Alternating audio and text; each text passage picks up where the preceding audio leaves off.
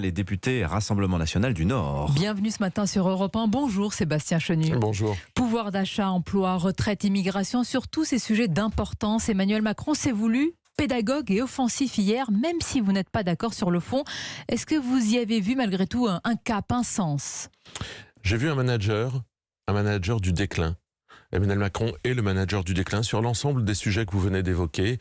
Emmanuel Macron est en échec. La sécurité, le pouvoir d'achat, l'inflation, la place de la France dans le monde, le chômage.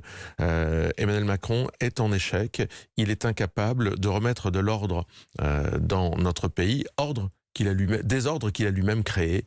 Par conséquent, aujourd'hui, on a le sentiment d'un président qui voit une situation qui lui échappe. Alors, il feint d'être quelqu'un qui organise les choses, qui a un cap, etc. En réalité, il ne voit plus rien du tout. Il est totalement dépassé par la situation qu'il a lui-même créée. Y a-t-il une prise de conscience, par exemple, sur l'immigration, sans faire de lien existentiel entre immigration et insécurité? Emmanuel Macron reconnaît la surreprésentation de l'immigration, par exemple, dans la délinquance à Paris. Est-ce que c'est une lucidité que vous saluez?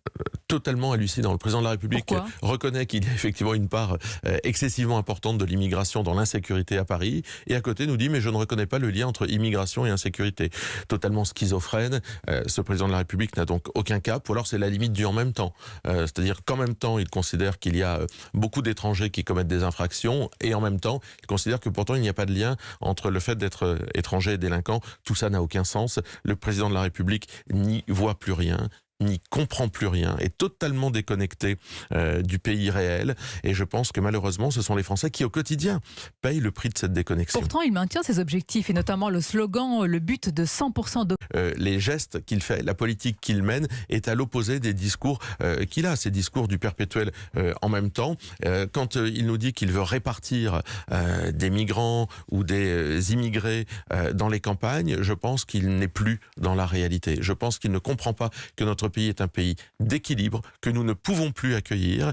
Tout le monde entre, personne ne sort, et que ceci non seulement pèse sur les finances publiques, mais aujourd'hui pèse sur la sécurité des Français. Les Français ont les yeux ouverts.